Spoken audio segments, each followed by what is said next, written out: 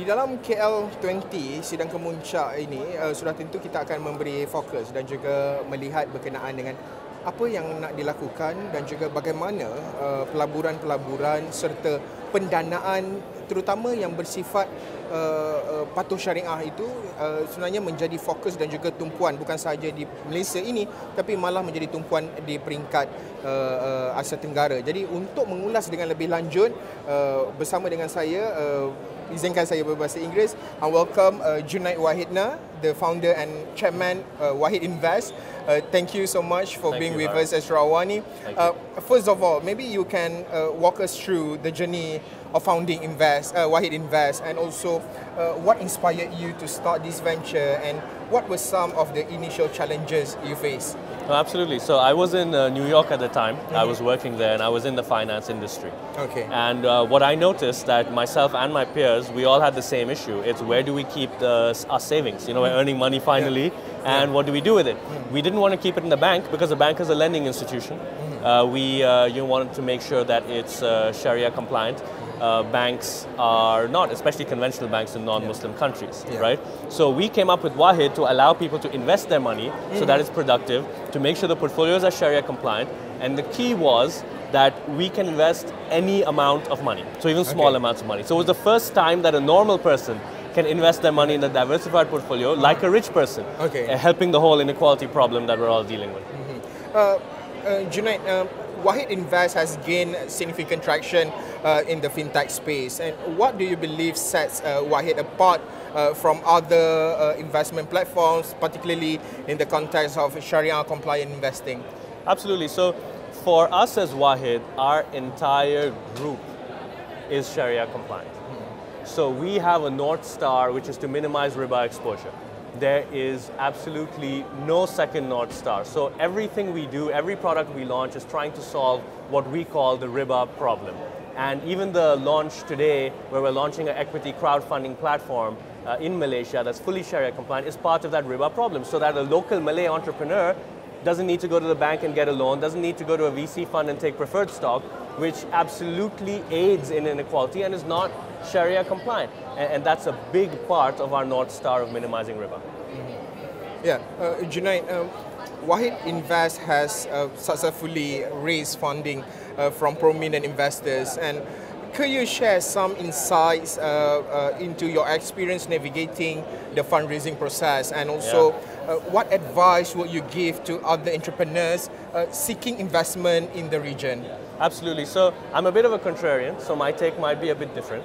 But basically, we are so strict on the Sharia side that we never raise from a VC fund because they only invest with preferred stock. And preferred stock is not Sharia compliant. So to find investors who will invest in common stock, which means everyone's rights are the same and equitable, like truly the essence of Sharia, was very rare. So we could only raise from family offices, quasi-sovereign wealth funds, really long-term oriented investors who could take that risk. And again, that's a big part of why we're launching Wahid Ventures, so that other entrepreneurs don't have to go through the same hardship that we did in raising funds. And alhamdulillah, today we're very, very large. We've been very successful at fundraising. We're profitable in every single one of our jurisdictions. But the fundraising piece is crucial to solve in the Islamic economy, and Malaysia is the perfect place to do it. Junaid, I want to bring our discussion into Malaysia and Southeast Asia context. Maybe how has the venture capital landscape evolved, especially in Malaysia and Southeast Asia, since you founded Wahid Invest, and what opportunities and challenges have emerged for startups in this region? We launched in Malaysia in 2019. So we've been here now almost 5 years, and we've seen a lot of the progress. And for sure, it is a night and day difference between when we first came here, where we had to explain the concept of why we want to push this type of tech innovation and get all the stakeholders together. Today, the government has rallied together to push us. It's a beautiful thing. So this new product we're launching, it has been so smooth in getting the regulatory license, getting the stakeholders together. The entire country is supporting innovation, and so it's a really good place right now, and I would say a lot better than it was previously, and that's a natural progression of most economies. Wahid Invest has for example, like your view, what are some key factors contributing to the growth of the startup ecosystem in Malaysia, maybe in Southeast Asia also? How do you see this ecosystem evolving in the coming years? So, you know, I think one of the single largest assets of Malaysia is its youth, right? So if you look at our client base, even of Wahid, the average age is below 30. 85% of our clients are between 18 and 35. It's a very young economy. There's a lot of good educational infrastructure and a huge amount of entrepreneurship potential. So I really feel that all the ingredients exists in this country. You have, you know, the mature regulator, judiciary, you have a strong economy, you have resources, and the most important thing, which is to your question, is the human resource pool, the youth of Malaysia, and we're very happy to try and support them in creating this entire ecosystem of technology.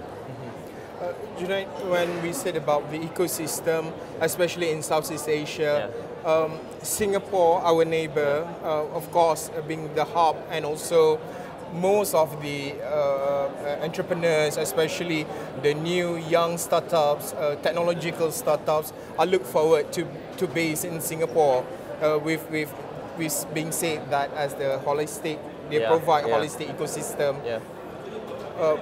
You mentioned about the specialty of Malaysia, the young and vibrant youth that venture, that loves into tech and also investments.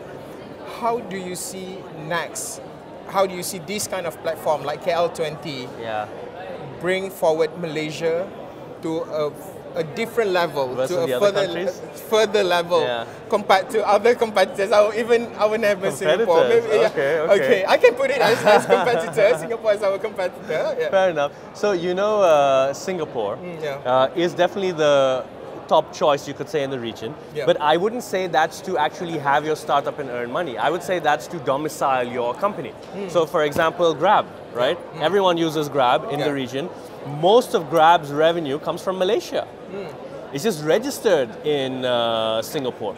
So I do feel that the actual value is still in Malaysia, and the reason people pick Singapore is because of that judiciary, the tax regime, you know, like the corporate kind of wrapper surrounding Singapore that allows foreign investors to have comfort to bring money in.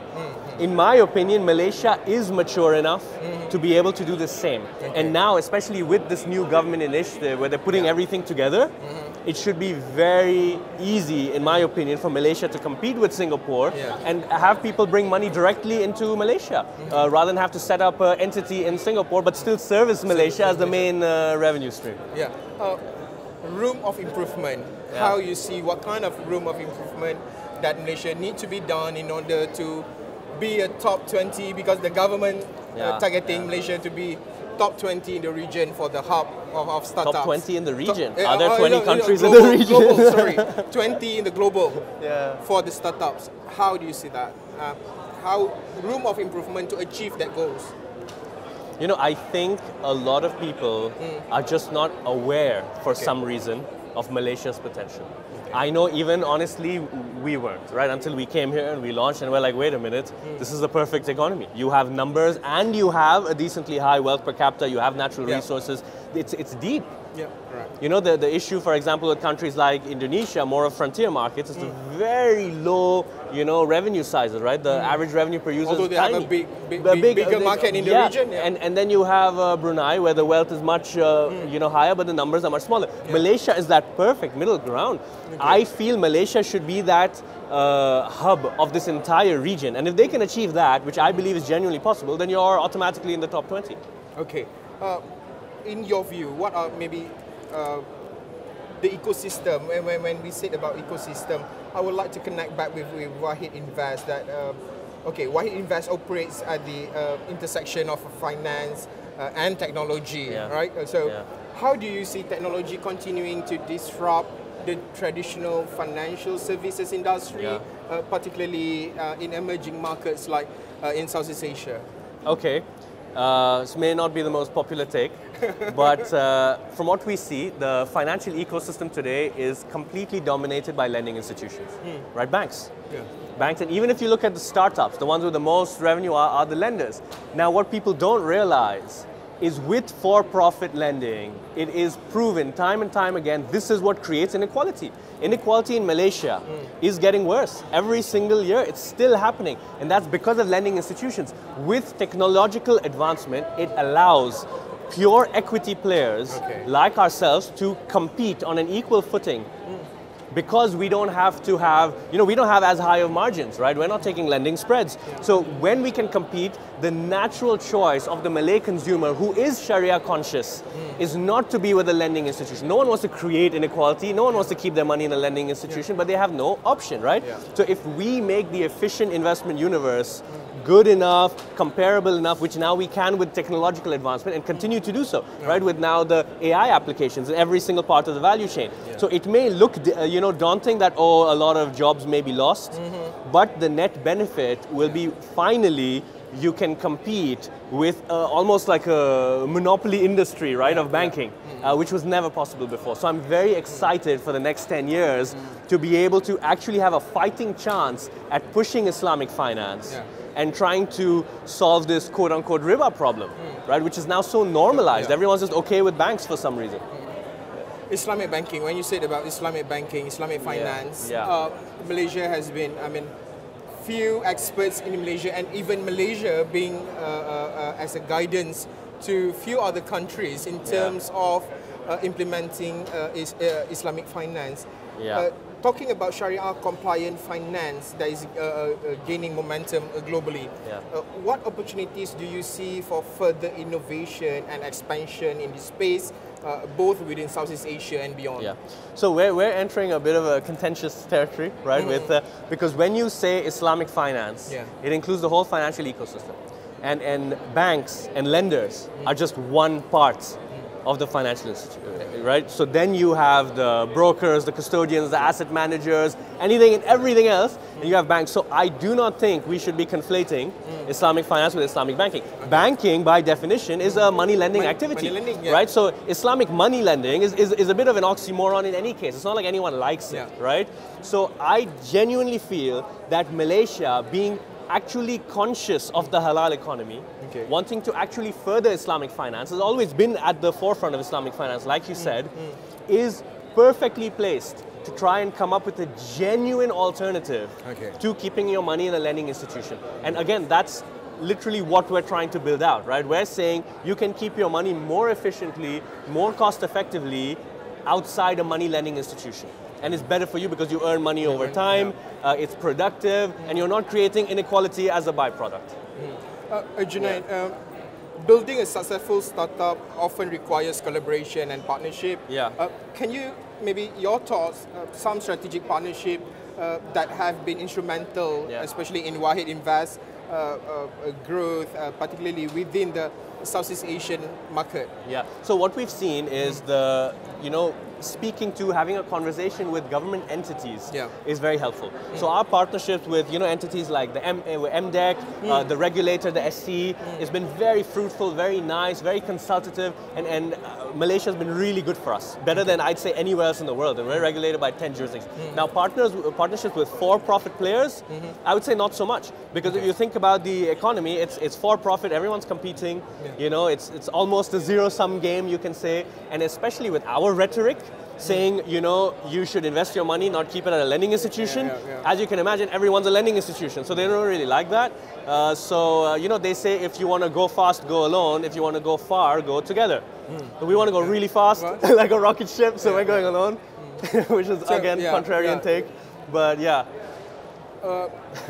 as an entrepreneur, what are some valuable lessons you've learned along the way? Or are there any specific challenges unique to operating in Southeast Asia that you've had to overcome? There was a bit of a glass ceiling, to be honest with you, because in these economies, there's still a bit of, there isn't a clear divide between government institutions and for-profit institutions. right? So we are, in essence, to a certain extent, like, competing with government entities, and that makes things almost impossible. So, for example, where do people keep their money? They keep it with ASNB, for example. Okay. And then whatever's left over, they look, where should I invest it, right? Yeah. So for a for-profit institution, for the economy to thrive, it's very difficult to compete with a government institution, who can guarantee things, get Sharia fatwas, whenever they want. Like, it's just a bit of an unfair competition. So that's something we've had to try and navigate. And alhamdulillah, today we're profitable in Malaysia. We've been able to find a fit in this economy, but that's still one of our biggest, you could say, threats. It's actually government-backed companies coming and eating us alive. Yeah. Junaid, looking ahead, what are your aspirations for the future of Wahid Invest, and how do you envision the company's role in shaping the future of finance, both regionally and globally? Right. So, for the past, I don't know, decades, maybe centuries, finance has been dominated by lending institutions. We're here to try and educate people in saying it is more productive, it is better for everyone to actually have your money in assets, in a custodian of wealth, be productive with it. That's what Islam teaches us. Yeah. That's what efficient economics teaches us, right? Rich people don't keep their money in a bank account. They've invested it in multiple assets, real estate, commodities, equities. They have a whole portfolio. We want everyone to be doing that so that divide doesn't increase, and it's truly Sharia compliant. And our entire mission in life is to defeat riba, so to speak, the interest-based inequality creation. Yeah. So we will continue to launch products to have alternatives for all riba-based products, and the harder ones are yet to come, right? Solving for mortgages, solving for loans, so on and so forth. Yeah. That's very hard to do. First you have to accumulate the money, and then we have a geographic mandate. We have a list of 50 countries, and we're going to slowly start knocking them all down. We're already regulated in 10 countries, covering almost 1 billion Muslims. And we're going to be going to a lot more, inshallah. So it's full steam ahead. Congratulations on this long journey that you've been going through. Thank you so much for being with us. Inshallah, in the next time, will be time to time we'll keep on contact, and also highlights on the issue of fighting riba, and also good investments, and also finance, especially to help young entrepreneurs, especially in Muslim countries. Sekian sahaja untuk waktu ini perkongsian saya seiring dengan penganjuran sidang kemuncak KL 20 2024 ini. Saya Haris Ashraf Hasnan. Assalamualaikum warahmatullahi wabarakatuh.